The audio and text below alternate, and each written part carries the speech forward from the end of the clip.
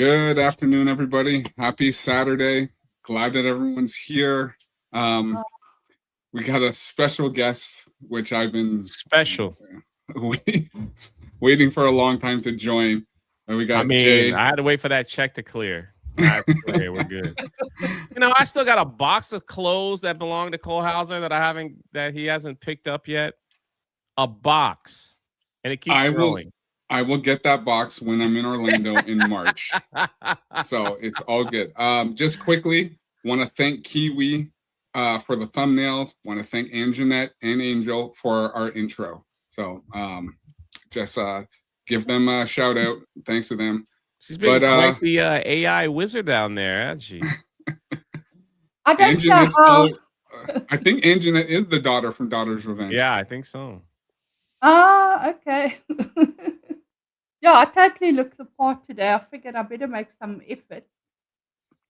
There we go. Pretty cool. Yeah, perfect. Thank you.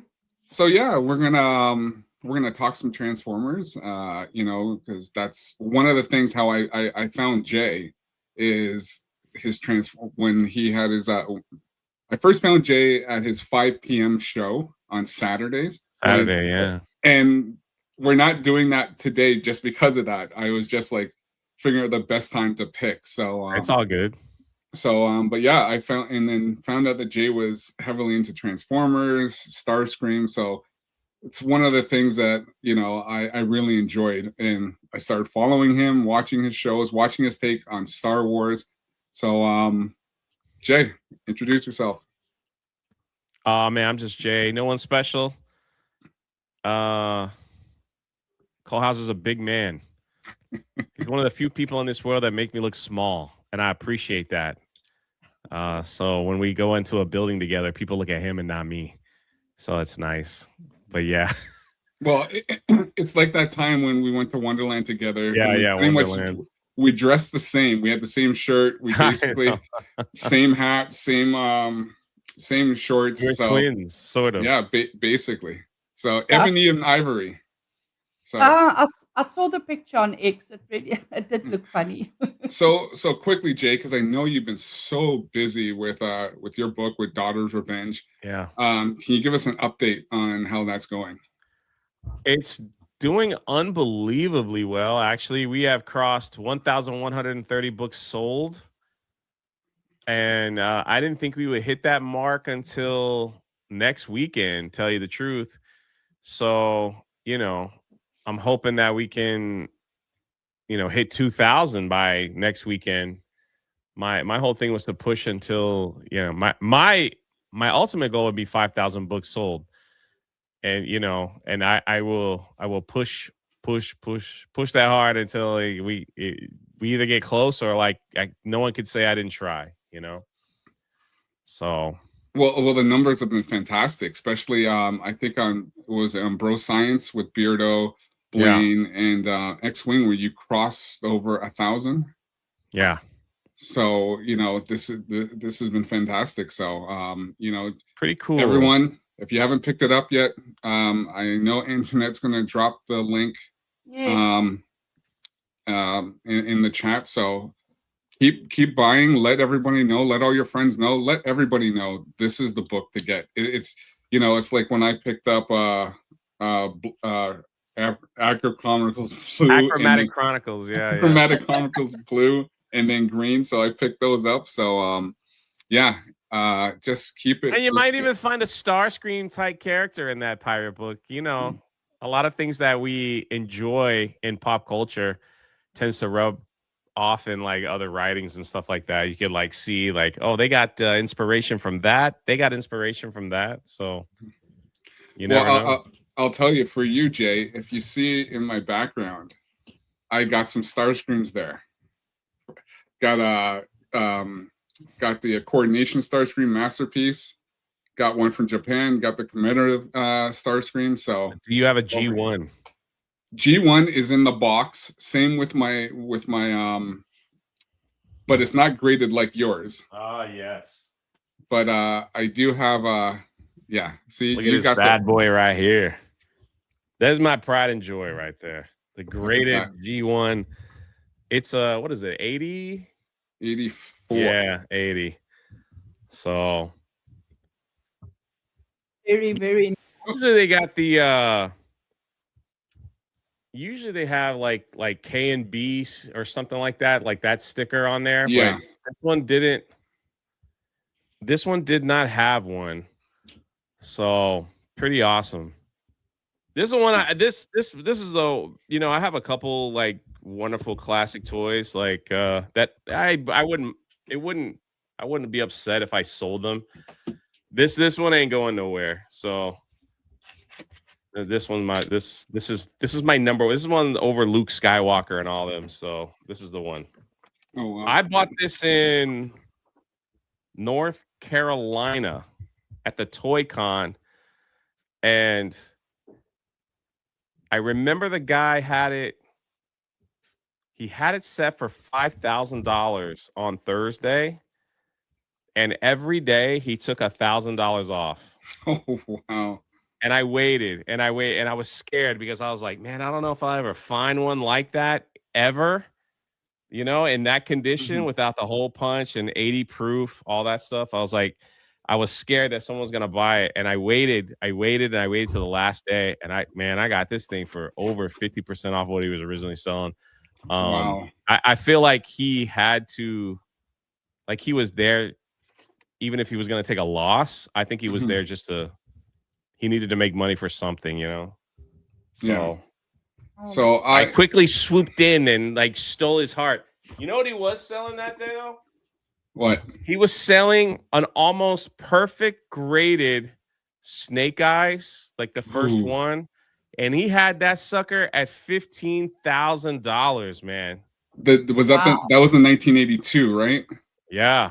The first ever Snake Eyes. It was like in dude.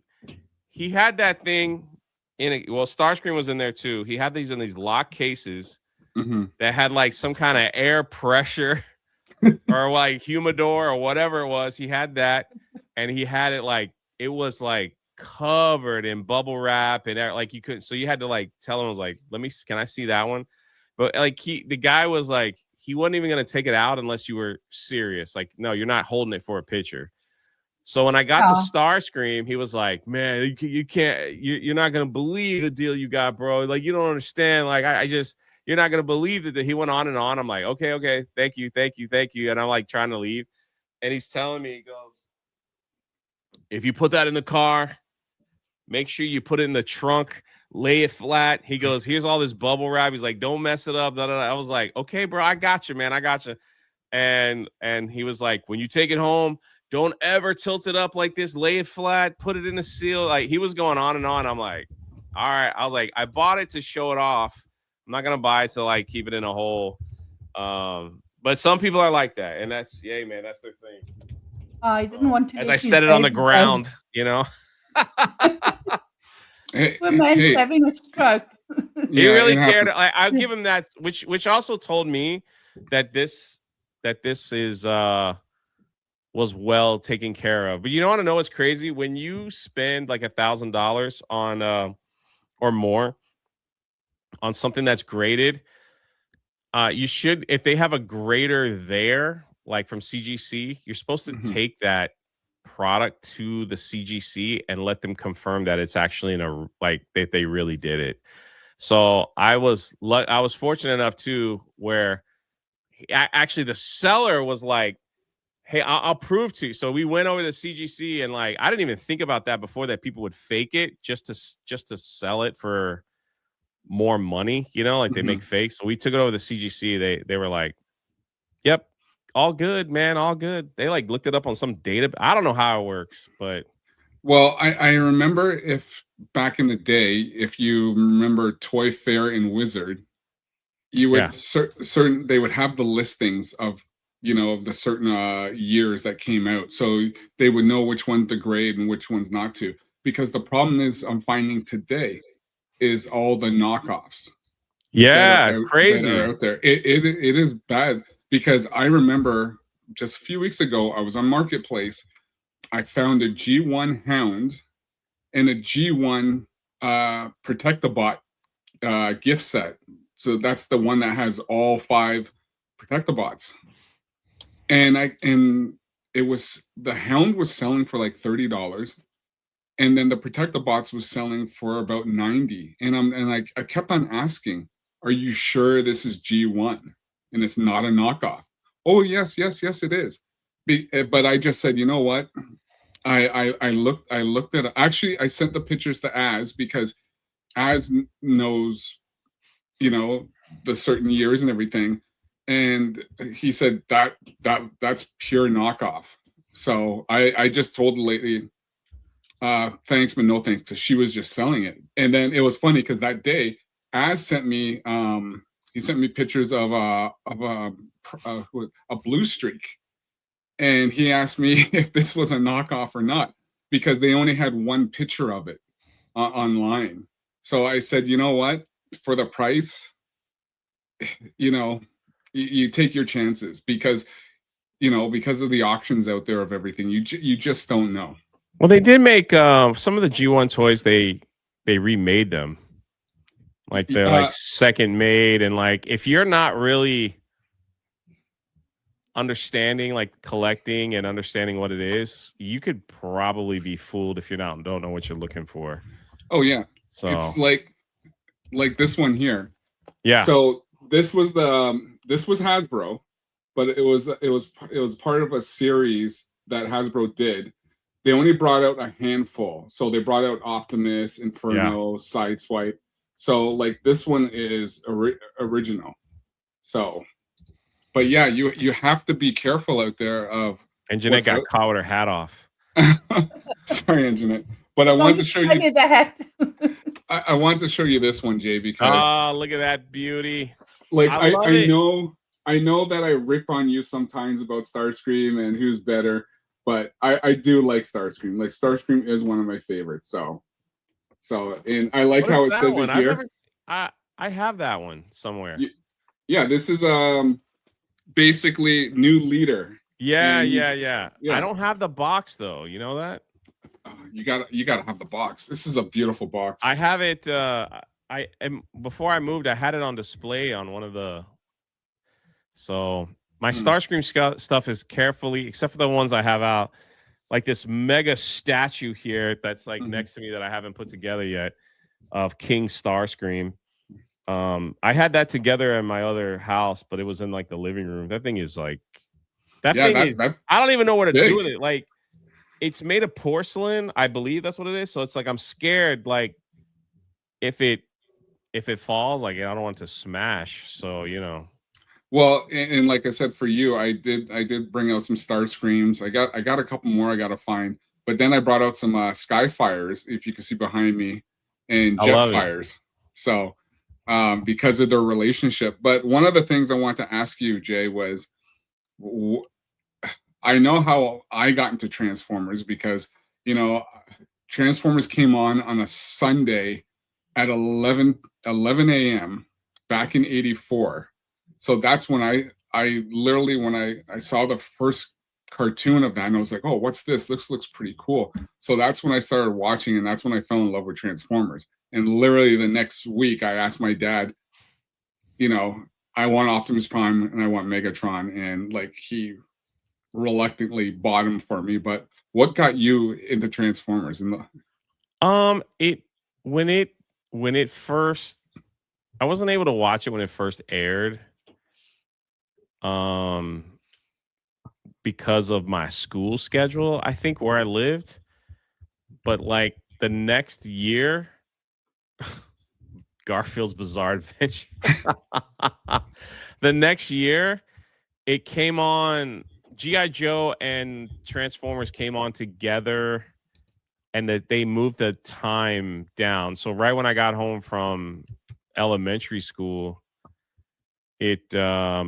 I believe, it was on like right when I came home. So, and we would always miss G.I. Joe. Like we'd always, like by the time we had to walk home from school, you know, and it's like we got home and G.I. Joe was halfway done, and then the Transformers was on, and it just became a thing, man. All my friends were like, we all walked home. I was like the first little townhouse, and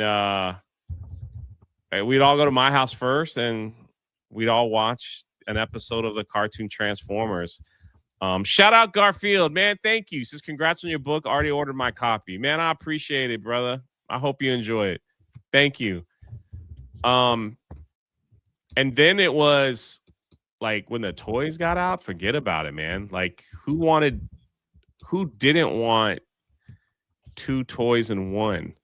Now, I think one of the reasons why I didn't get as many G.I. Joes, not that I didn't not like G.I. Joe, I liked it just the same. I think it's because I had a lot of Star Wars action figures. Mm-hmm. So it's like, I didn't want the G.I. Joe action figure. I wanted the Transformer because that was different than like the standard style action figures. Even though the G.I. Joe action figures are superior to the Star Wars ones because they can move their elbows and knees and stuff. So it was the toys, you know, and God bless my mom, love her to death. She knew me and my brother wanted Transformers, and that first year for Christmas we got GoBots because she didn't know the difference. So it was like, mom. Then you go out with your friends, and they're like, that ain't Transformer, that's a GoBot. You're like, yeah, that's all we got. So you know, it's funny because actually before I got Transformers, I got 2 GoBots. I got Space Sea, it was the space shuttle, and then I got Dive, the submarine, the blue submarine. So I got Dive and Psykill. Oh wow.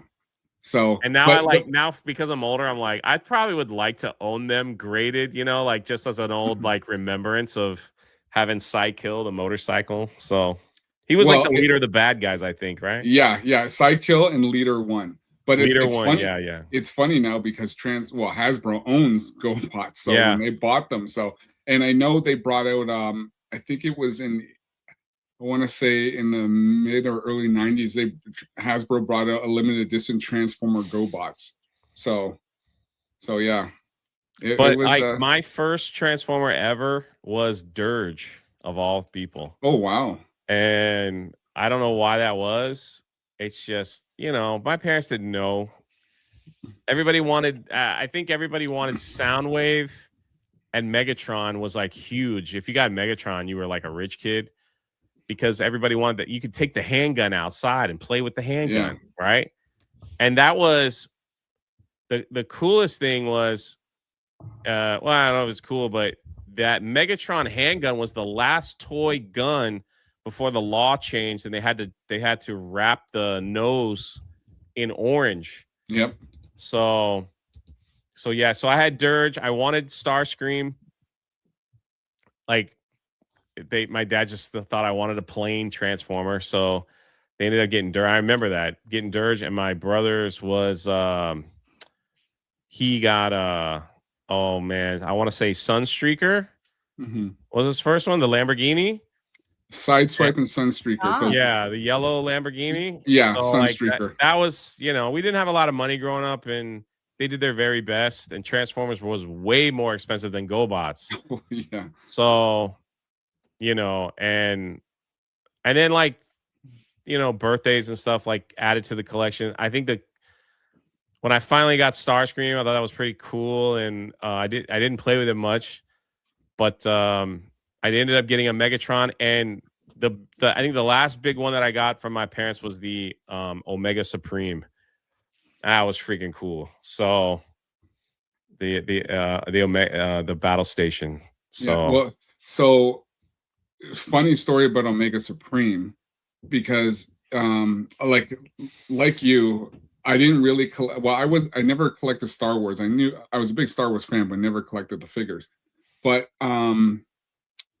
I knew G.I. Joe was out, but I was more of a Transformer fan, so I didn't start collecting G.I. Joes till later on.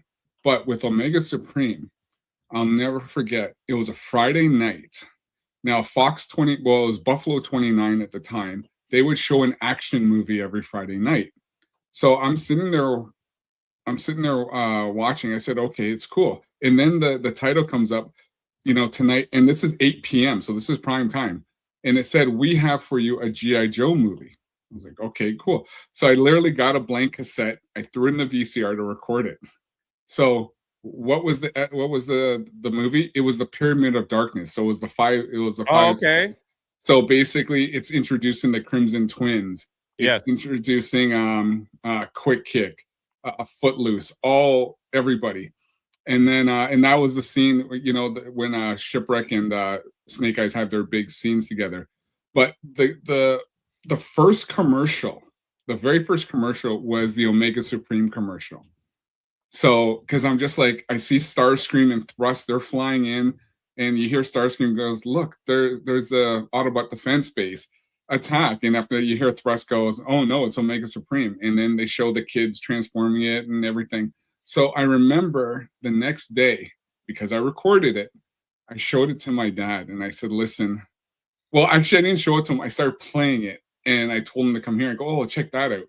So he looked at it, and he goes, "That's going to cost a lot of money." Now, at the time, it was what, Oh, $42, and he basically Yeah. said no. He said no, not buying it. It's too expensive. So literally, that was my story with Omega Supreme. Now, I did get him like years later, but at that time, that was something that's when I fell in love with Omega Supreme. When did I saw you on Twitter like posting the train set. When did that come out? Actually, That came out in '85. so that was like what, series 3 or something along those lines, or Yes. Yeah. So the train set, because when I remember I first saw the train set commercial, because I love trains. I love trains. This is why I ride trains all the time, because I always love trains. So when I found out there was a Transformer train, and I remember we went, because there was a Toys R Us by my house. Now, mind you, it was the first Toys R Us that opened in Canada, where they had David Hasselhoff and Gary Coleman doing they were at that Toys R Us, you know, signing autographs and everything. And I actually, yeah. sorry? No, No, it's no, okay. no. I'll tell you just now. And then you would go into the train section at Toys R Us, and then you would see all the trains, and then you saw the Transformer train set, and I was like, "Oh my goodness, look at that! Like, that is awesome." And then when you saw the commercial for the first time, where you can actually extend and transform the trains, so it was pretty wild. And then GI Joe came out with a train set as well, which I have. So literally just last week, I just pulled. I was just feeling, you know what, I wanna start playing with this again. So I pulled it out, and then I pulled out the Transformer race set as well. Put that together, because it's like the Transformer race set's a glow in the dark. So that was a lot of fun. So it was just bringing back those memories. I can imagine. I met David Hasselhoff when I was in, I don't know, grade 10. He came to South Africa with the Knight Rider. I Kit. don't know, promo. Yeah, I don't know if Kit was with, but it was a whole promo thing. And Oh, I was nice. I was living in Pretoria that year with my dad, and he took my sister and I to go and see David Hasselhoff. Yeah, That's awesome. yeah. Well, at that Toys R Us, when David Hasselhoff and Gary Cole, you couldn't even get close, because there were so many people, so many kids Yeah, there, because they yeah, they brought the Trans Am there as well. So yeah. yeah. Shame, and there was one little kid there that didn't matter what David Hasselhoff asked this little child. All he said was Knight Rider, in his little Afrikaans accent. Knight Rider. The poor child was starstruck. it was when the Transformers, like, it was all in until the movie came out, and they literally convinced me and my friends to put them off to the side. That's how bad that movie was for us. So Literally got home from the movie and said, well, like, I'm done. They killed every single favorite hero that we loved, and they didn't take much time to do it. Like, we only had like 2 seasons of like the G1, and then they did 2 seasons of, I guess, Rodimus's reign, and then they had to bring back Prime and the others, because they were like, no one wants any of these toys. yeah. It was like, what? So yeah. So I actually, and when I had Mo Zamboni on my channel, we talked about that. I actually cried in the theater because when Prime basically started to, when he said to Daniel, "Do not grieve," the tears started coming out of my eyes, and I'm just like, "This isn't happening. This is not happening." And then there were other kids I saw beside me; they were crying, and I'm just like, Oh, it was a rough theater experience for sure. Yeah. yeah, I'm like, what's going on here? You cannot kill Optimus Prime. Yeah. He is the leader of the Autobots, the most powerful Transformer ever built. And through that whole movie, I was just like, I didn't care anymore. Yeah, I same. didn't- I watched the rest of the movie and even like I hated Galvatron. I thought that was stupid. I hated that they took Thundercracker and all of them and turned him into his little minion. Like all of it was just bad comedy. It just was. And then you're kind of watching the film going, okay, well, they're gonna bring him back, right? Like they're gonna bring him back. So I will say this is funny. I need to do a video on this. I should, but the IWD comic series. Did I get that right? IWD. Yeah. Transformers IDW. IDW. Yeah. IDW Transformers comic series was not The greatest. good in my opinion. Like they kind of like I feel like they started off good and then they ran out of ideas. Like I don't know what, but they put out a comic book kind of random that said if Optimus Prime didn't die, right? And it was about how the movie would have gone if Optimus Prime didn't die in the movie. And you could literally tell the writer of that comic and the drawer hated everything Rodimus Prime and Ultraman, hated all those things because he let Prime win. And in the comic, he killed off all those other people. He killed off Hot Rod and all the new ones. He killed them all off. Unicron kills them all off at the end. Mm-hmm. And I was like, holy crap, dude. Like this guy definitely did not like what they did in that film. And he just he feel like he has a license to Transformers that he could course correct. So stuff like that. So I thought it was kind of funny. It's an older book, but it's like could still do a video on it.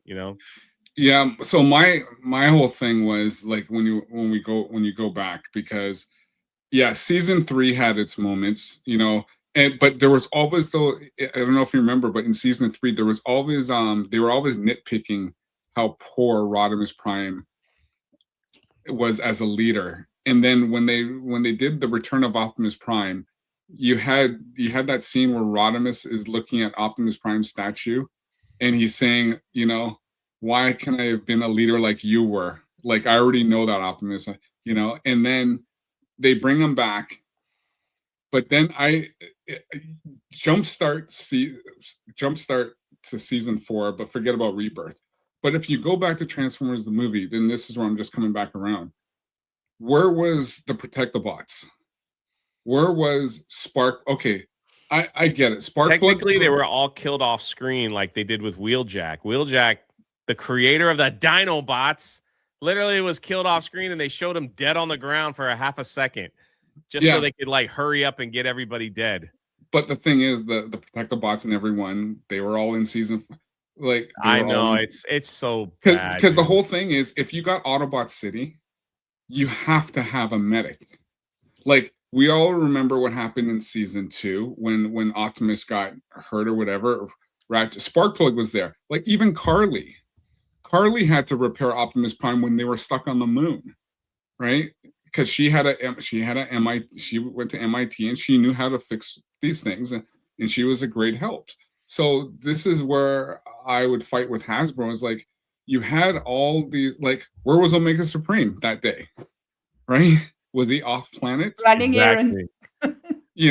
Where things could. Well, the thing is with the film is all right. So, going back now, you're older. You watch the cartoon series, and it's like I feel like they had like they did some weird, like in season 2, it was like they did the time traveling thing, and you're kind of like, all right, are they running out of ideas? I don't know.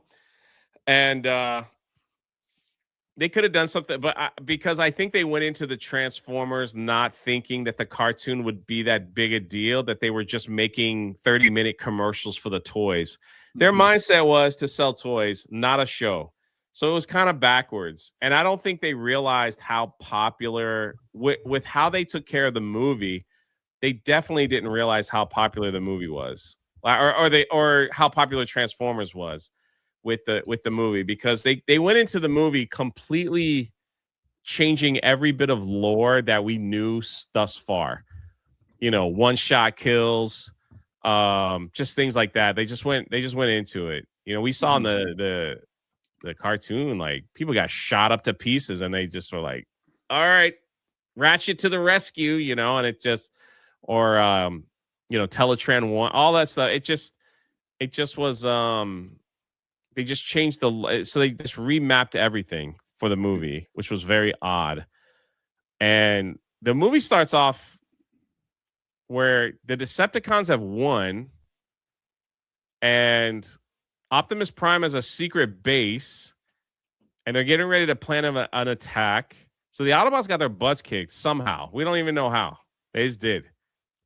Decepticons were ruling, and they let freaking Laserbeak show up and, like, listen to the plans. Like, that was it. And you're like, what? And Laserbeak goes back, and Megatron's like, all right, let's go. I do like the fact that Starscream was still the executioner. Yeah. It seems like he always was, and they kind of kept that lore. Basically, if you don't, he was always the guy that that shot Megatron when he transformed. Yeah. So that was the first time, right, that we actually saw a Matrix. Like, we didn't understand what that was. Like, that was never talked about in the cartoon or anything. And well, if you go back in season 2, remember the episode A Prime Problem, when Megatron made another Optimus Prime. Oh yeah. And remember when they were trying to figure out who's who, and then they had Teletran 1 scan. Yeah. And there was no Matrix. Yeah. Because they scanned his chest. Both. Well, you gotta, like, even in the first season, they were still trying to figure out what the Transformers were, because the Autobots could fly. Yeah. Without a problem. And then it was like, I guess somebody there was like, that's not a good idea. What's the point in transforming into a plane or a car if they could just fly everywhere? Like, no, exactly. And then, like, the next episode, Prime's like dangling off the, like, he's like holding on some bridge. And I'm like, didn't you guys fly in the last episode? What's funny? Actually, I go back to A Prime Problem with because I like Starscream.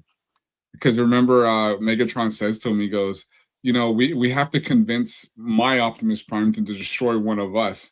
And then Starscream's like, yeah, it has to be someone who's a leader whatsoever. And Megatron picks him, and he's like, what? The pride of the Cybertron War Academy? And then he, like, takes off, and then he, I think it was a Laserbeak that brought him back, and he says, it's not you, we're gonna kill your clone. Yeah. So, and that's one of the things I liked about Starscream is he even though he was the same voice as Cobra Commander, the late Chris Latta, he just had that instinct of doing things not only to further his goals, but to also take off Megatron so many times. So he is such. I think the reason why I fell in love with Starscream so much, because his one-liners were great. Yeah. And every time Megatron tripped on a rock, he's like, well, I'm the new leader now. It's just, and yet he's an agent of chaos that is needed in the Decepticons. And technically he's number 2 in command. Yeah. And nobody wants to mess with him. Like, no one wants to fight for that.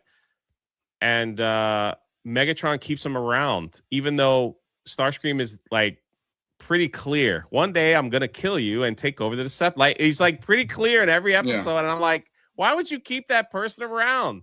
He's like, well, because I need him. He's my assassin. He's the best shot with the gun. Like, he's even though he's crazy and chaotic, he's I need him. I need someone. I think, like, Megatron needed someone that he could beat up in front of the others to maintain power, order, right? So he constantly was kicking Starscream around. And every time he said something, and it was just like, yeah, it's like Sith Lord Apprentice stuff. I agree. But Better the Starscream was enemy so you know. chaotic. He was just so chaotic. Like he couldn't. I love Starscream. Let's be real. He could never lead the Decepticons. He's just too chaotic. He just can't. He's not smart enough. He's too chaotic. He might be he might be powerful enough, but he's just not. He's just too chaotic. But he did a good job in doing the Combaticons. Yeah, he made Bruticus. That brings me to yeah. like I had a guy make this. Look at that. That's a pretty cool. He hand drew the cover. Hold on, Jay. So that's no, you don't have to blow me up. No, it's okay. That's pretty cool. That is nice. Yeah, it was a blank Transformers comic, and then I had him draw that on there. So I was like, that's pretty neat. Was that at the TFCon? Yeah. Yeah. I like all the and then that goes to the it goes to the Skybound, where as much as I love Transformers, it just kind of was like on the back burner, they weren't really doing much in that I was interested in. And the newest TV series that came out was awful. I mean, it was pronouns and transgender transform, and you're just like, oh my god, this is horrible. Like, why would they do that? And then along comes Skybound, and at least for the first 25 issues, I saw my transform. Like, I saw what I always thought each character would have been. I thought they did Starscream perfectly. I thought they wrote Optimus Prime perfectly. I'm loving seeing RC, like her development in this comic book series. Alita 1 is everything that I thought, her and Ultra Magnet, like at least for the first one, the artist in my opinion, it's just me, I think he's a turd. Like, but he's tried to inject his politics into the Transformers, which is horrible, but he's no longer with the project anymore. And but I have to give credit where credit's due. Like, his artwork to me was like fantastic. Like, I love this cover right here that he drew of the boys, right? The boys were coming to take over Optimus Prime, and like this was the series where the big showdown was happening, issue number 22. It was like you get Megatron's back, Starscream is under control, Soundwave is there. Everyone's back. You got Bruticus and Devastator together. They were coming. They had that fight won. They had the fight won.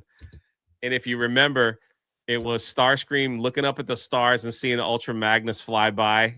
And he remembered who he was, that he wasn't a crazy assassin killer, that he actually was a scientist.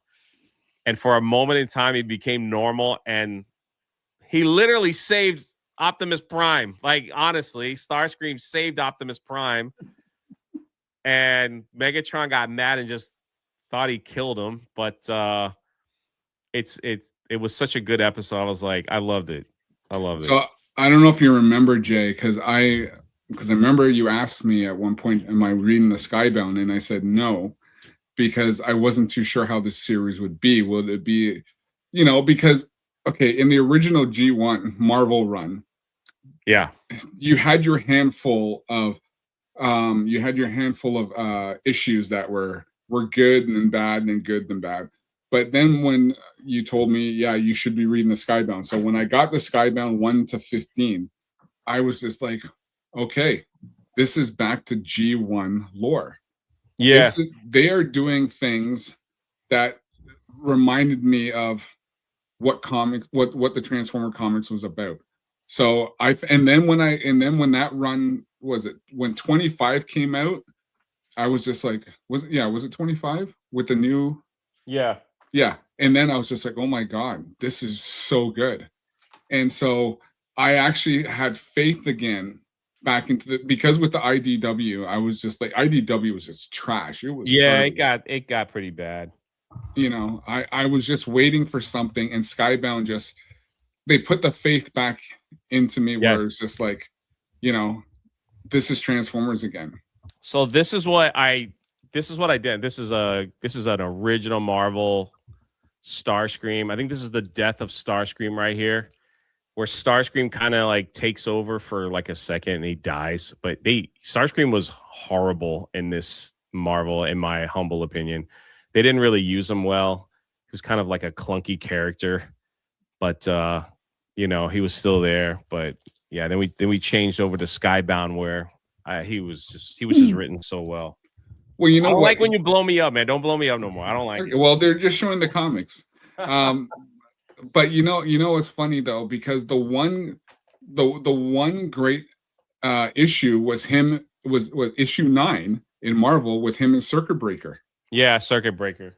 You know, that was, you know, and then kind of, you know, Starscream, because remember, Shockwave was still basically in command of everything, so he was still running the show, where Megatron just, you know, he was found and he came back, and then there was the battle between him and Shockwave, and then Prime dies, and then he's brought back. So the Marvel comic, that's why I said there was trying to see if I have that one. There were certain issues. Nice. But yeah. Yeah, I have. Yeah, I pretty much have the whole run. Because I know you have. I know you're probably going to show it. The greatest Transformer Marvel cover ever. Yeah, but fortunately it is. You can't see it. It's on my wall. Let me see if I can move the camera up. Yeah, it's right there, along with Transformers #1, and yeah, it's right there. I have those special, like, up on the wall, along with the G.I. Joe issue #1, the first appearance of the Punisher, Star Wars #1, first appearance of Blade. Nice. And then my 3 favorite Starscream covers from Skybound. So they're all like on the wall. Now my camera's all jacked up.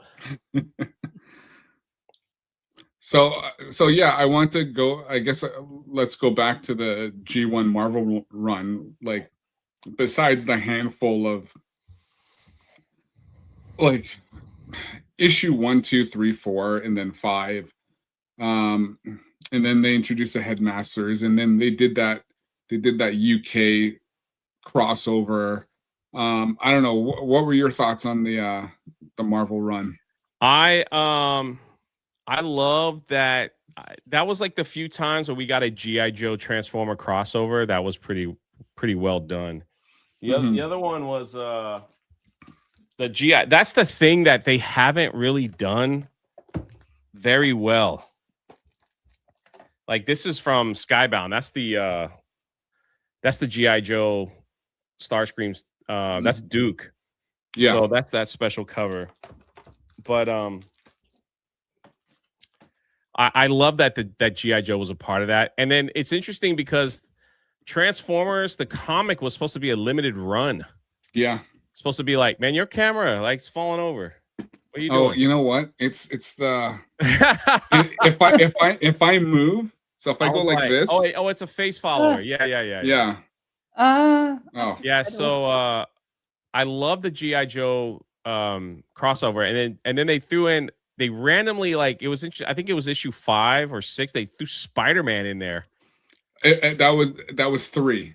Okay. In his black outfit, and so it was kind of like I think they did that just to try to get, like, people's attention, people's eyes on this new comic book series. So it's like, of course, you put your most popular character in there, people are going to buy it, just because Spider-Man, people just buy Spider-Man comics no matter where he's at. They just, that's how popular that character is. And then I think it kind of caught on a little bit, and they said, you know, we're going to make a whole series out of it. And I had most of the Transformer Marvel series.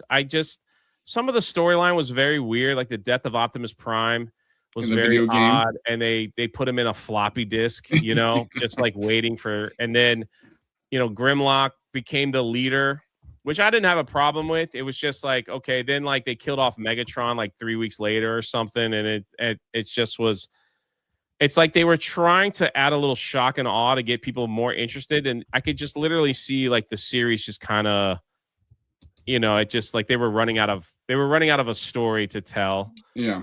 Which is sad because, I mean, I guess you could say how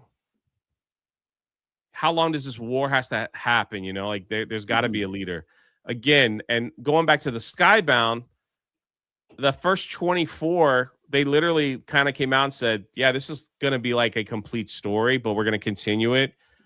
And the first 24 was so cool because the Autobots were just wrecked. Like they were a mess. They were like on 10% trying to figure out, while the Decepticons were like, once Megatron got back in the back in action, it was like, okay, we're getting our power back, and the way that they had Megatron restore Starscream to full capacity just to beat him up, to prove a point that I'm the leader, not you, and then brought him back and said, okay, now you're back on board, is I loved it, man. And the whole Thundercracker side story is freaking amazing. I love that. I don't know where that's going to go. I feel like there's a bigger twist coming, that Thundercracker might be playing like a double agent. I don't know, man. Like it, not to give out spoilers of the latest issue, but here's a little spoiler. In the latest issue, he has a talk with Soundwave, who's a prisoner, and he's trying to like have Soundwave like, look, you've been loyal to Megatron, and look what has gotten you. Like, look what has happened to you. Like, look what has happened to you. And and you see Soundwave like sitting there reminiscing over Ravage. So I thought that was pretty awesome. Well, it's funny how they I kind of, with Thundercracker's character in the Skybound, I kind of go back to the G1 cartoon where there was that episode, Fire on the Mountain. Yeah. When they had the Ruby, when they were in Peru, and when Starscream accused Thundercracker of stealing that bad metal, and Thundercracker says to Megatron, says to Starscream, you lie. And then Skywarp has to stay behind to watch them. But then at the end of that episode, where Thundercracker wasn't afraid to throw at Megatron. Yeah. He says, "What's the matter, fearless leader? You and Starscream look real geeky." And then he says, "Maybe the Autobots aren't such wimps after all." And then he flies off. So that's what I'm saying. Like, the writer really is grabbing little hints like that from the G1 cartoon and putting it in. There's all kinds of like cool little Easter eggs if you see them. Like when Prime first goes after Megatron in the Skybound, while he's running in the back, like the smoke coming out of the back has the words, the song. Basically, you got the touch, right? And I was like, that's freaking cool, man. That's freaking cool that they did that.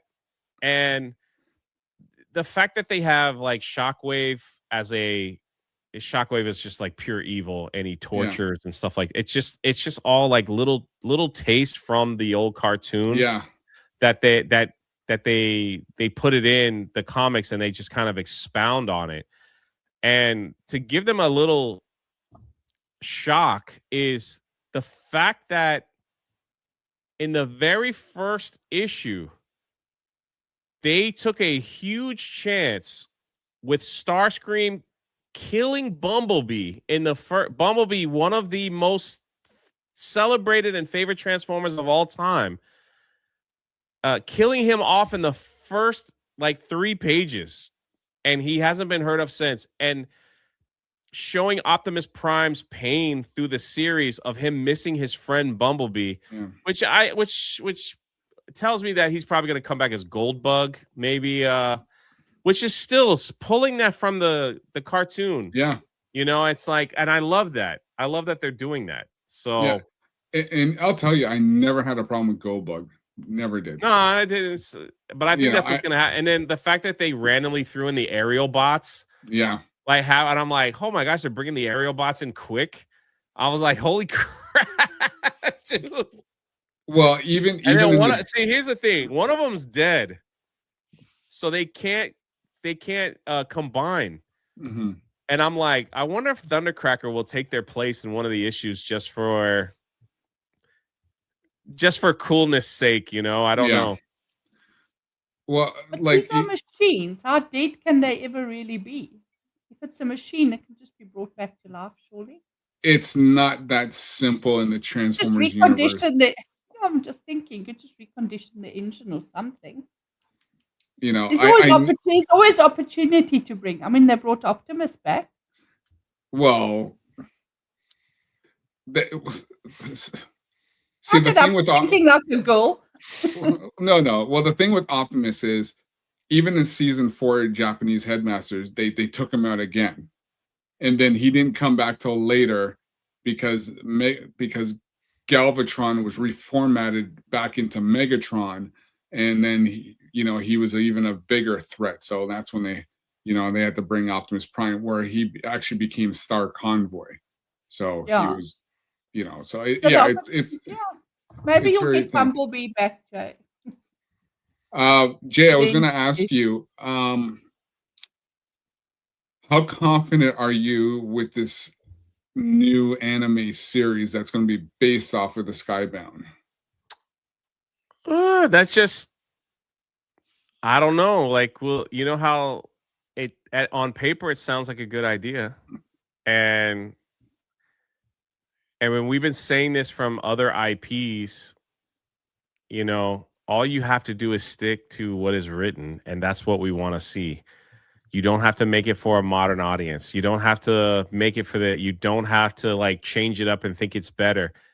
What was written is good enough. That's what we want to see on the screen. Why can't you make that happen? That was like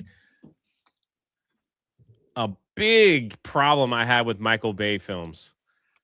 Well, It's like people went and watched the Michael Bay films. They're like, oh, it's cool. It's like, yeah, it's like straight up fan fiction for me. Like, that's just where we are. Like they got a little weirder as time went on. oh yeah, Like where I'm like, what are they making up here? Like they're just like making up stuff. yeah. Like all the Autobots were hiding on the moon and all. I'm like, what are they doing? And then like how they made Galvatron was like weird. Like it just was. I was like, you as a Transformers fan, you watch that and you're just like, but they kept making them because they're making money. they made a ton of money and people love, for what it's worth, people love them. Even the ride at Universal Studios, which I go on every time because it is all geared off the Michael Bay films. So, and it's like, there's just parts of it where in the Michael Bay, like my heart hurts. Like when they made Devastator and you're like, oh, why? Starscream was a turd. Like, sorry, I keep saying turd because I see Turd Ferguson in the chat. Starscream was a nobody. Yeah, he was a nobody, and he got killed by the humans, and you're just like, okay. And then it's like Michael Bay never answers any questions. Like when new Transformers were made, what happened to the old ones? They just disappeared. Yeah, it's like the Dino bots were created by Wheeljack. Everybody knows that, but no, he hasn't. I don't even think Wheeljack's been in the series at all. No, like the Michael Bay thing, but he was there. I think he was in. I want to say he was in Agent Extinct. No, Revenge of the Fallen. No, he wasn't. I'm thinking Mirage. They just brought him in, and then you never heard from him again, and you're just kind of like, so weird. But you know what? It's funny because when the first Transformers the movie came out, the Michael Bay. Yeah. I went to go watch it. I left. It was just like, whatever. And I remember my dad said to me, he goes, how many times did you watch that movie? I said, once. Why? Well, I figured you would have watched that like 20 times. Yeah. How much you love Transformers. And I was like, no, I never saw such utter trash in my life. And and I know they pulled the spark from Beast Wars. I know they pulled that, but my one problem with it was the fact that the Bonaventure Adventure or whatever in Hasbro basically said to General Motors, we want you to put your cars in our movie. Oh, And I'm General just Motors like, paid a ton of money for that advertisement. yeah, You know and that? yeah, Yeah, and- like especially because I remember reading about that. So Bumblebee was the Camaro that Yeah. wasn't released yet for purchase. yeah, it wasn't out yet. Yeah, So it was going to be like 2 years after the film to get it all hyped up for people to buy, or a year or so, whatever it was, like to buy the Camaro.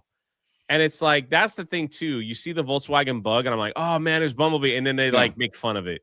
You know, Yeah. it's like, okay. you know, you make Star, and that's why I hated Starscream. You made him into an F-22. I'm Yeah. sorry, but there's still And he looked all F-15s are still weird and like, yeah. And they look the problem with the Transformers is they look fat and clunky. And because I even said to somebody that one scene where Tyrese and them were in the desert with Scorponok. I'm sorry, but if that was the real Scorponok, you guys would have been toast. yeah, 5 seconds. Yeah, it would have been over. And I'm sorry, but you were not hurting Transformers with bullets, because I remember that episode when in the G1 cartoon when Megatron laughed at the humans saying, "What, you're gonna hurt us with bullets?" You know, and I was just like, I don't even know what Megatron was. He was he turned into a jet. Yeah, he was a Cybertronian jet. Yeah, okay, that's what it was. And I was just like, what garbage is this? And then Revenge of the Fallen. I hated. Sorry, I'm not a fan of Shia LaBeouf, but I hated Sam Witwicky's character. Oh yeah, it had nothing to do with and you know, Carly running through. Now I heard that the one CIA lady that was. They were originally going to name her Marissa Fairborn from the season 3, really? Lady J's daughter, but they changed that. So, and I, you know what? I tolerated Age of Extinction because I like Kelsey Grammer's character. Like I tolerated that. I gotta tell you, I like Rise of the Beast. That out of all the films. I don't think that's a Michael Bay film. That was my favorite one. Put it that way. No, that was the director who said, we gotta make this movie for a black and Hispanic audience. But they had Unicron in it, and like, they combined like Beast Wars, and then at the end it was a G.I. Joe reference, you know? Yeah. So, in going back, I just want to go back. The only time, go ahead. I only like the G.I. Joe reference in season 3 is when they had Cobra Commander in the Only Human episode. You know, when he yells out Cobra I love the part when they're taking away Victor Draft and how Cobra Commander's walking down the street and he goes, you know, they just don't make terrorists the way they used to, and he puts his arms out and goes Cobra, and then with the cough, and then Marissa Fairborn, Flint and Lady J's daughter, who played a pivotal plot in season 3 because she was in a lot of the episodes. And then it was finally I think Flint Dill, one of the writers, said, yes, that was Flint and Lady J's daughter who was in that. So that's why I love that reference to season 3. Now, hopefully, whatever they try to do especially with the Duke comic was fantastic. Yeah. I like how they did that with the Transformers. I just don't want them to get too far out of whack because I'm not gonna lie, I don't care for the mask reference. Okay. I just think, like, so I have the Hasbro Revolution set where it has Transformers, G.I. Joe, Mask, Micronauts, Visionaries. I just think I don't want this to become a Marvel multiverse. Oh yeah. In the Transformers and G.I. Joe realm. That's why, you know, I'm cool with the G.I. Joe, but if they start bringing in Mask, and then if they bring in Micronauts, and then if they bring in Cops, because Cops is part of the Hasbro, they can bring in Gem. Who knows? My Little Pony. Who knows what they can do? You know, that's where I'm afraid of. Feeling like Mayhem in there. Mayhem's okay, but like I said, but the one thing I hate is they race swap. 26. Yeah. Oh, I know about Matt Tracker's race swap. They made him black. which is stupid. You know. But yeah, like that was a thing. Like when Michael Bay movies came out, I was like, it was the only thing that I really liked was hearing Peter Cullen do Optimus Prime. Yeah. So, Well, and but everyone that loved Transformers, like my brother, like you watch that film and are like, Well, the one thing that was really disappointing was when Michael Bay or whoever told Frank Welker, because they didn't bring Frank Welker back for Megatron. They brought Hugo Weaving to play Megatron. Yeah. And I'm just like, because they said his voice wasn't good enough. Like, I'm sorry, but right now, the new Roboson Soundwave is Frank Welker's voice. And that's 2020, that's like 2025, 2026, they, you know, that Roboson Soundwave's coming out. And they wouldn't let him play Megatron back in what, 08 or whenever that came out. It was ridiculous. So, Anjanette, you had there were some questions in the chat for Jay. Yeah, but that was like 6,000 years ago. You guys talk up a storm. People actually had a whole lot of nice questions for you guys that he posted on X. And he wanted to know which was the favorite from each season. So that might be a bit much to cover. But which were your favorite from each season? Which was your favorite from each season? Episodes?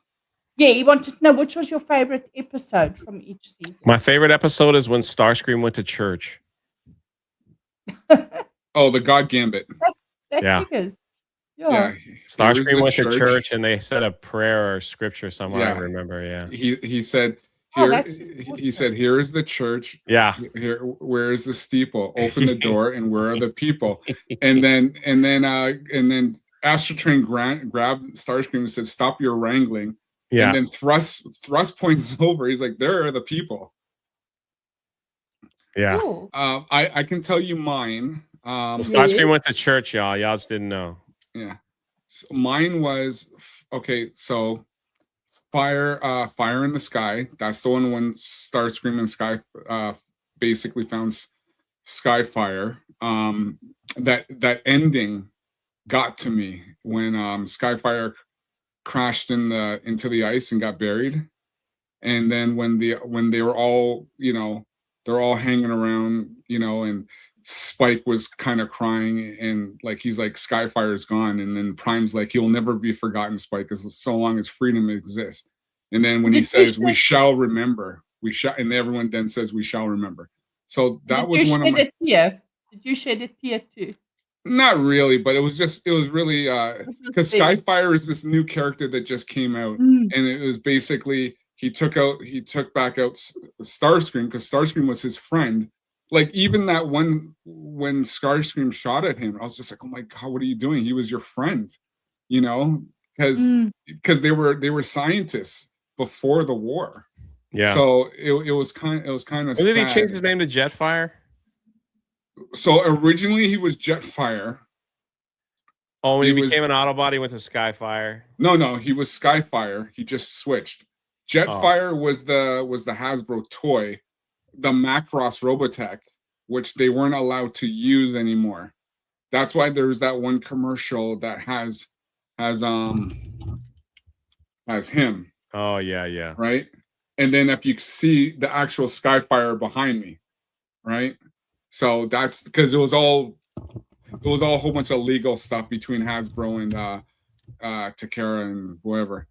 But and then the other was Autobot Spike was another episode I loved when Spike got turned into an Autobot. Yeah. And then The Secret of Omega Supreme was another one of my favorites. So that was my favorites. Starscream creates Bruticus. Starscream's Brigade. Yeah, and then he also, I want to say Starscream finds the Insecticons. So no, he wasn't in that episode. That was Thundercracker. Starscream Soundwave. Didn't find the Insecticons. No. So that was the flight. Huh? I said it's been a minute since I've seen.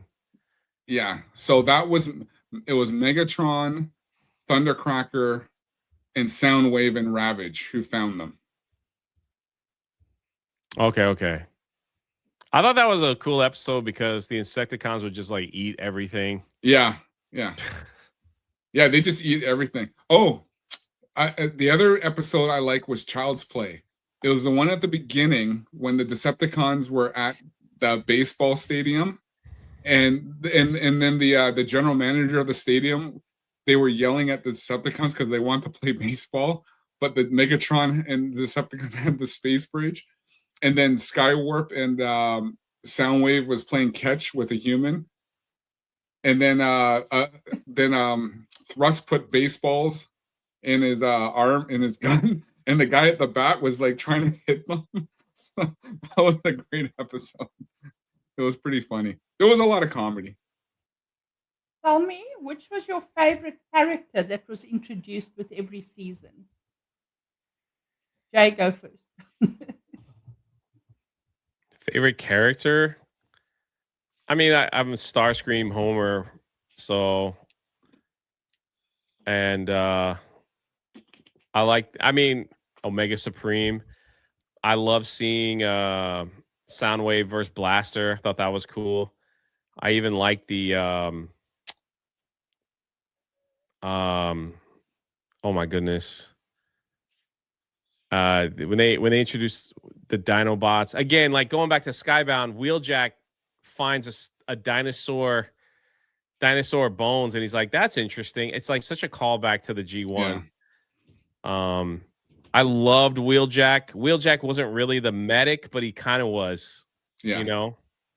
And Wheeljack was always helping out with Ratchet, but Wheeljack was like the Spock, maybe. He was able to like invent stuff and create things to help them. So, and he didn't have a mad scientist. His ears glue when he talked. It's like yeah, he was a mad scientist basically. Yeah, I loved Wheeljack. So I could tell you, I never liked Shockwave at all, even though he was a cool character. But I what the heck? Drunk3P0. Thank you.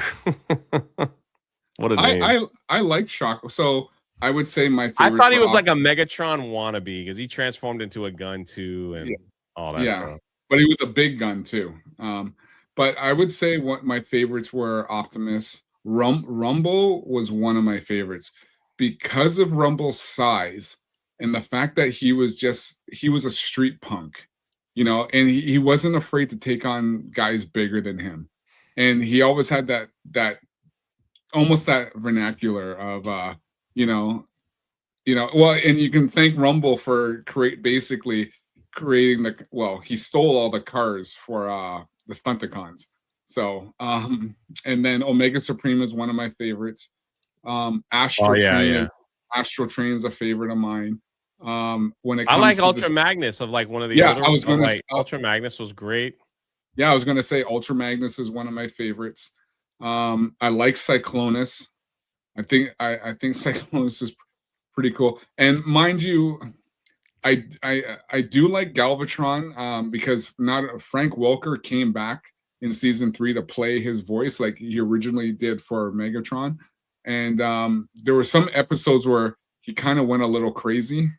Like even in season 4, I don't know if you ever saw this, Jay, but he had this bright idea of, because Unicron was destroyed, but he had an idea of turning himself into Unicron. So basically he was going to go to all the Decepticons and get all their parts so he can be, and that goes back to the one where Megatron gets all their power chip rectifiers, but he wanted to be a Unicron. And so, but the Autobots stopped him and they buried him in the Arctic. So good stuff, man. Good stuff. Oh, Risk It right there. Risk It's asking Jetfire is one of his favorites. So I'm just showing him. Mine too. And then you can see some Jetfires boxed behind me. And then my camera is going. He's doing your weird thing again. Yeah. So any other questions?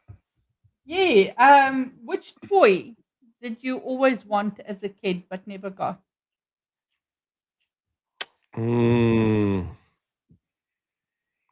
as a kid, but never got. I mean, I have them now. Yeah, but when you were a kid, you really wanted it to Soundwave. exist. Everybody loves Soundwave because of the cassettes. Yeah. That was the greatest because he could have, multiple from Buzzsaw and Rumble, Ravage, all of Frenzy. them. He had like 6 of them, did he not? Yeah, I He had think Laserbeak and Buzz. So when you bought the toy, it came with Buzzsaw, who wasn't in the cartoon really that much. It was Yeah. Laserbeak was like more the stars, which was weird that they did it that way. Then they had Rumble and Rumble's like little brother, which was called Frenzy. Yeah, Frenzy. That's right. They did the same thing, right? Yeah. Well, yeah, pretty much. But he was a punk too, so. And then of course everyone's favorite was Ravage. So I thought that was pretty. I always wanted that one because it was just the little cassettes we would keep in our pockets, and you know what's weird? Like, did Blaster? They never had cassettes for him, right? Yeah. They brought out cassettes. They brought out Ramhorn, Eject, Rewind, and yes, Steel Jaw. Rewind. Okay, yeah. Holy crap! Yeah. Memories Holy going crap. there. Actually, Jay, I'll just show you quickly.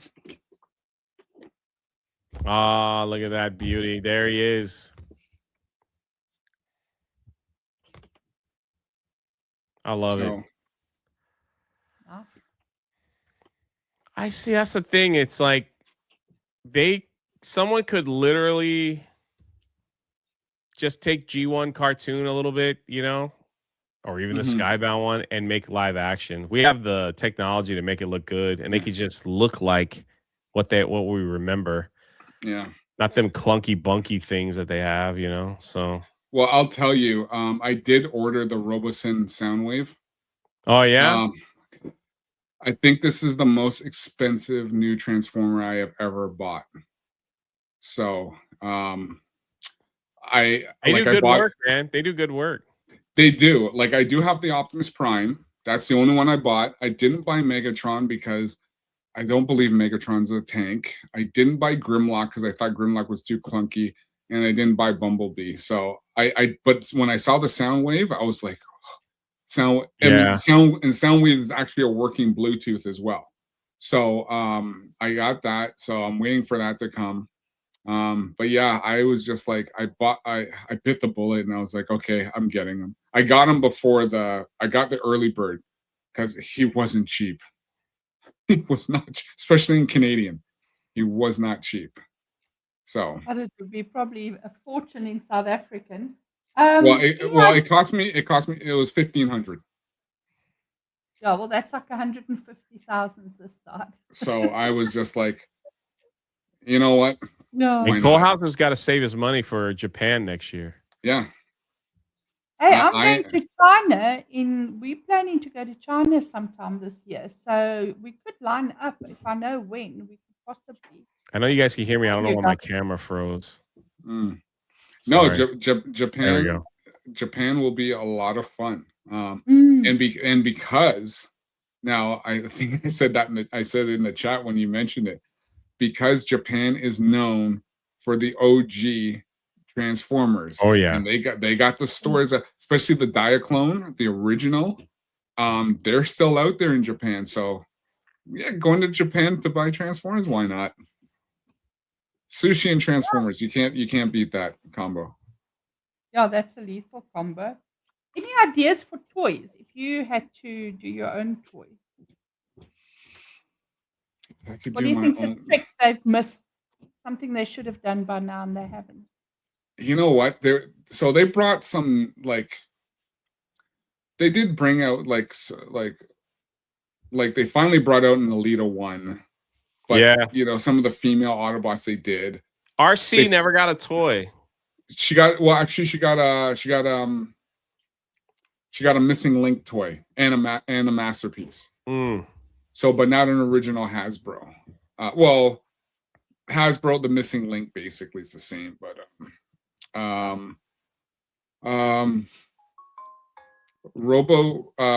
they did bring out a Robo Scout for Soundwave. I don't know if you remember that. Well, in a Prime Problem, they had a Robo Scout where he ejected, and it went on 3 wheels, and it basically took samples. So they finally brought that out. But yeah, I don't know. When does the USS Flag come in? You got one? No, Mozamboni is going to try to find one in his area at the one show. Oh, As So- cool as it's in the bag. there was Okay, one kid in my neighborhood that had that, and it was like, yeah, we thought he, was Richie Rich. It's like only the kids that had that kind of money had that freaking USS Flag, and then yeah, and then he's the same kind of kid that was like, don't touch it. You could look at it. You could sit around and watch me play with it. It's like, man, kiss off, Billy. Yeah. And Yeah. even if I bought it today, I have no room for that thing. It's massive. 7.5 feet. It's massive, dude. I knew a guy who had one, and I remember I asked them, do you like, and this was maybe like 10, 15 years ago. I asked them, do you still have the flag? He says, yeah, do you want it? Now, mind you, he didn't have the box or anything like that, but I said, yeah. So he went over to his parents' house, and he said, oh, his cousins destroyed that. Like they destroyed it. So they were playing with it, and it was done. So I was like, oh, okay. So Oh, damn. People ask, Carl Hauser, if you see any G1 Dinobots, please take a photo of them. you know what? Jay, have you got Jay? I have a couple, but you know what? The best thing to do is go to one of the TFCon shows, the Transformer conventions. They sell them all. They have them all there. And Jay will tell you how big, because he came to the one. Yeah, it's pretty cool. Did you see what Pale Horse Hitchhiker said? He's got 2 flags set up right now. Oh, really? Yeah. Oh, nice. Oh, yeah, one of my You, favorite Carl covers. Hauser, too. You need to make him an offer there. So cool. That looks nice. That's the boys, man. That's the boys. Yeah, it's funny because so Masterpiece Broadside, who's an aircraft carrier / jet / robot, they're coming out with a fans toy. They said it's going to be pretty big, but not USS Flag big. So Yeah. Which do you think is the most overrated episode? Yeah, man. Ooh. 9-9. Look at that, baby. Look at that. That's nice. Starscream foil cover. It's freaking awesome. That's nice. I love it. Which is the most overrated episode? Anything There with Rodimus Prime in it. There was a lot. There was some bad episodes. Well, you know what? As you can tell, I don't like Rodimus Prime or Hot Rod. Yeah. Ultra Magnus should have been the leader. Well, Optimus Prime should have stayed leader, but if anyone who was going to be the leader, it should have been Ultra Magnus. The Magnus, yeah. Yeah. I don't know. They made a whole bunch of bad episodes here and there, so I don't know. Because it was the one company, ACOM, but you know what? One of the best episodes they ever made was Japanese style anime was Call of the Primitives. It's when all the animal transformers got together. That was to fight Primacron, who Primacron was the creator of Unicron. So that was a great episode. Did you ever collect these? I got the original G1 cards. That's the Starscream. One of them. Yeah. That's the foil Starscream. Oh, there goes your camera again. Yeah, it's just when I turn my head, that's all. Yeah. You can turn that off if you want to. Yeah, I was actually looking for it. Yeah, there is a setting somewhere. Actually, we don't have to do it now. Yeah, it's okay. I think I've got all these questions. Probably the most valuable thing that I own is this right here. Ooh, look at that. Yeah. Who's that? Obi-Wan Kenobi. Like the old Obi-Wan, like the very first Obi-Wan Alec Kenobi Guinness. card. Oh. Yeah. Well, I can't even grab it. When I needed a new car, I'll have to sell that one. That's it. Actually, Jay, I'm gonna show you something. Let's see if I can grab it here. Since you showed yep, I can grab it. Since you showed yours. I hear rustling and bumping sounds going on over there. Yeah, I'm just Well, grabbing ours something. is in a box somewhere. Yeah. Hold on. I'll just do it myself. Oh, I see it. Clone Wars. Yeah. This is the Gentle Giant. Yeah. Obi-Wan and clone armor. Very nice. Yeah. Well, ours is this your very first oh man, your very first episode with bragging rights in. Oh yeah. Yeah, this is like Yeah. well, how many Anjanette have we done of these Transformers shows? We've done maybe what 6 or 7, 5 or 6, 7. No, I'm sure we're in about 8 now. Okay. No, we've No, done quite a few. Yeah. well, well, and again too, because Jay's been like, me and Jay talked about this before, and it was funny because when was it? It was like it was quite a few months ago. Hmm? Jay calls me, and we were only supposed to be on the phone for like 10 minutes, and because he was doing something, and then we just got into Transformers, and then it was like an hour later. So because I was like, dude, I gotta go, man. We're talking about our passion, our love. Yeah. You know, and because time flies. You don't even notice time when that happens. You know, and I remember when I met Jay at when I came to Orlando, I brought him a Starscream because I know how much he loves Starscream. And then even at MegaCon, Bruce got him some Starscreams. I got him some Starscreams. It was awesome. You know, it was just, you know, it's our love for the toys, and like I said, my background here is just a small percent of what I have, you know, because I'm actually going to start getting some cases, and I'm going to start putting them in. Like, I got 3 Metroplexes where I'm going to put them the original. I'm going to do a nice shelf for each mode: city, battle station, and robot. So, and these are the things I miss and enjoy, because Transformers, and that's why I brought out the train sets and the race car sets, because this is the stuff I grew up on, and this is the stuff I enjoy. So, and I'm only pretty much here because it was Jay who said, "Why don't you start a channel and talk about your toys and stuff like that?" And I was just like, "Okay, sure." You know, why and not? Jeanette that kicked your ass to eventually start doing it. Sorry, we're in Africa. I'm swatting mosquitoes and flies. So I love doing this because, like I said, this is my passion. This is what I love. So and that's why I know Jay, he said, yeah, once I get Daughter's Revenge out, you know. Oh, by the way, do we have an update on the book numbers? Bruce is always on top of that.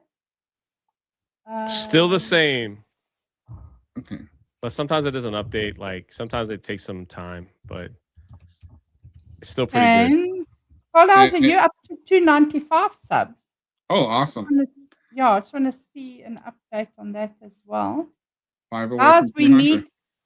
Carl is only like 5 away from 300. Look at that. If anyone hasn't, 1130. Oh, look at that. Has it gone up, Jay? What's 1130. No, yeah, 1130. Has it gone up? Yeah, so it's gone up from where were you at the beginning of the show? I'm pushing to 2,000. We're gonna try to get 2,000 by next weekend. So we'll see how it goes. It's doable. Yeah, it's doable. It is doable. Listen, if I will buy one, and if one of you keeps it for me, and if I'm ever there, or if I know of someone that's coming this side, because the South African, the import duties, you end up paying. I end up every time I buy books from you guys, I end up paying like 4 times what. I know. That's why I always tell you, like, don't stress. Don't stress. Yeah, no, I'd love to. I've got, Yeah, I've got the Achromatic Chronicles. In fact, they're sitting right here. Oh, nice. Still in their little plastic wrappers, because once the grandchildren finished reading them, I just slipped them back in. And those books still look like brand new. So, yeah. And then I've got Nice. Gary's book, which I haven't Oh, started. Marion B says it went up to. Yeah, sometimes other when the site refreshes on some people and not on others. So Yeah. Yeah, No, you'll and hit 2,000 easy. yeah, and so like if everyone's come to whoever's come to Megatron, at MegaCon, there's Jay's going to be signing some books. yeah, So, yeah, we're gonna be giving some stuff away too. It's gonna be great. Yeah, this has been a fantastic run that you did, Jay. Yeah. Like I'm so proud of you. Thank you, For man. what you've been able to accomplish and do this with the Achromatic Chronicles and now Daughter's Revenge. This is fantastic. And the Vindicta, I cool. fell in love with the skull. Like, and I Yeah. remember I got my 9-line jacket, the hoodie, and you got the big Vindicta crossbones on the back. It's just amazing. Oh, that is such a nice hoodie. I will tell you, Donna Hall treated me to that. Thank you so much, Donna. And that hoodie is amazing because it's lightweight. So it's not like you're wearing, especially in African heat, but it's warm. It's really a cool hoodie. Really, really nice. And of course, the only one in South Africa, I'm pretty damn sure. So, and then I'm stuck in Jeffrey's where no one will ever see it, except I did go to Cape Town with it. So nice. Donna was asking how much was shipping at Gary's book to you. Man, I think I could look it up quickly. It wasn't that bad. I think it was $30-something, which is like 10,000 in South African rand. I kid. It's about 1,200 in our money to ship it. But the thing is, when it got here, I had to pay another 700 rands, which is about $35, to get the frickin' thing because they charged import duty. So that's why I say, they just screw you when it comes to the import duties. It's the same with when Donna sent me the hoodie. I ended up buying the hoodie literally with import duties because it probably cost double what Donna paid for it there. The import duties just kill everything. So the best thing for me to do is to actually buy it, and then one of you can just ship it to a client. That I've got a few clients in America, and one of them can just bring it back for me. Nice. Yeah, that's my plan of action next time. Yeah. So Jay, I know with the big schedule you got going for this year. What's the most excited one you're looking forward to? It's hard to say because every area is everyone different. is I get it. Everyone is different, and I just have like a great time hanging out with people. Like Transformers Con was awesome, especially when we did the meetup in the restaurant. It was freaking at the hotel. It was awesome to see. X-Ray Girl even came by, and the next day, the other creator from the Ripascend was also in the area. He came by. He's like, next time you guys are in town, we'll do a big thing. And I'm like, well, absolutely. So it's just like all these connections, MegaCon is always good, but exhausting because so many people in town. I want to see everybody. And it's just, you only have so much time in the day and so much attention you could give people, it's like, that's why I was glad like last year Cole Hauser came early, so we got to hang out like before like the masks came in. So we got to hang out and up at Universal Studios. It was nice. And it's just like, for what it's worth, I am looking forward to going to Times Square next week. So taking a nice train ride. I need to unplug a little bit and not be on like any of the devices and just enjoy the calm train ride. I'm going to read some, and then got some people going to hang out with me there in the freezing cold of New York. And, there's just so many places. Like I plan on being at Dallas Fan Expo and San Antonio GalaxyCon. I believe that's the plan anyway. If not, it might just have to be one. We're gonna Spider Unlimited, and Bruce was in the chat. We're planning on doing a St. Augustine eventually. I need to get on that as well. And already, at least with my Patreon members, we're already talking about going to Japan next year. Yeah. Kind of threw that in there, and it's like we need to go to Japan, like, because life can move pretty fast. It's like we could always say I'll do it next year, but it's like let's just go. Let's just freaking go. Yeah. So, when you mentioned it, I was just like, you know what? Because I've been talking about Eldridge and everything, but yeah, I'm just like, you know what? I'm down. I can do Japan. You gotta be my ride partner at Disney. So it's like we gotta get more of those videos.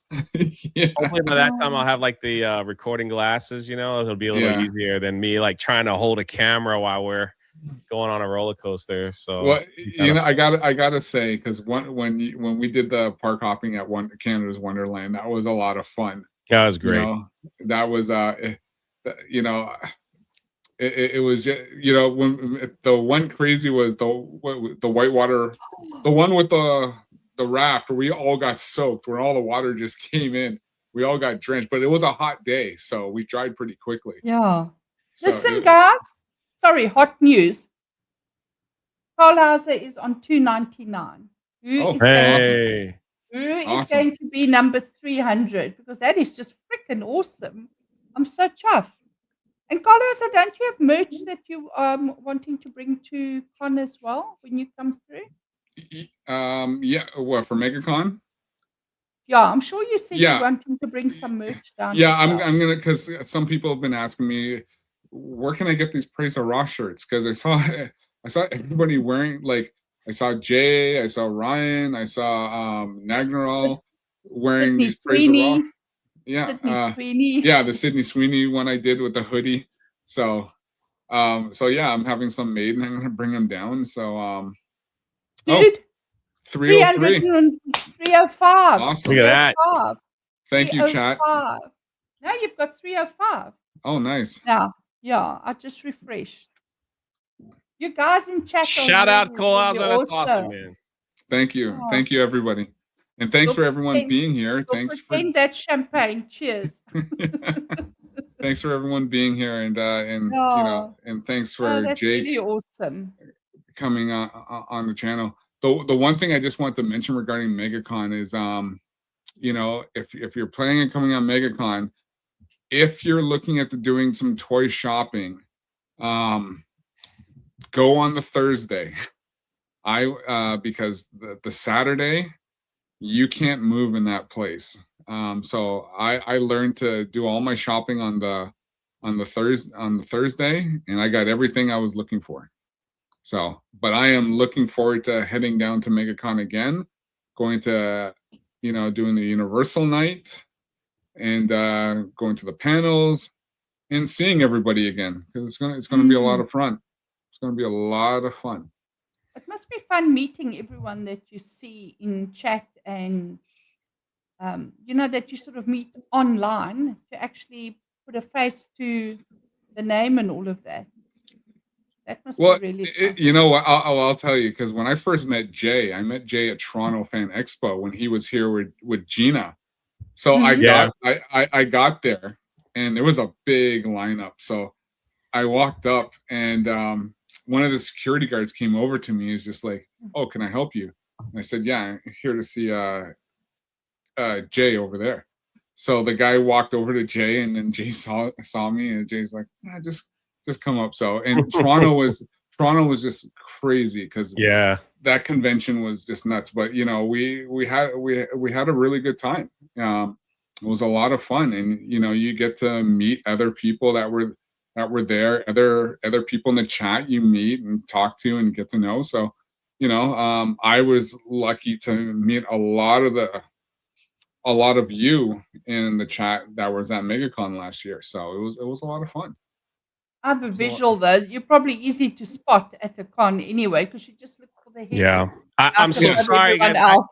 I have to skedaddle. I've been like, this guy's been waiting for me to call him at 6:30, like I said, and I put it in the private chat, but you guys didn't see it. Oh, I missed that. Sorry, Jay. It's all good. It's all good. But it's an honor. But you guys close the show out. Close the show out. It's all good. I just want to say, Jay's gonna be on Project Egg Roll tonight. Yeah. So catch Jay on Once Project all Egg this Roll book tonight. stuff settles down and I have more time, I'd love to come back and go through Yeah. some more Transformer stuff. All right. Easy. Good. But hey, thanks for people that picked up the book.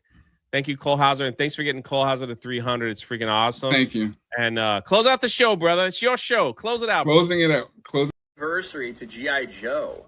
199, yo Joe. 40th anniversary. Huh? No, a real American hero. That's what he means. Oh, A-R. Yeah, a real American hero. I thought that was just like coming from the perspective of a Chinese Muslim. Like, praise Allah. That's what I thought that was. I'm sorry, laughing. She made it wrong, but then when you brought the Chinese Muslim into it. There you go. Praise Allah. Come get my she chicken. Oh, shit.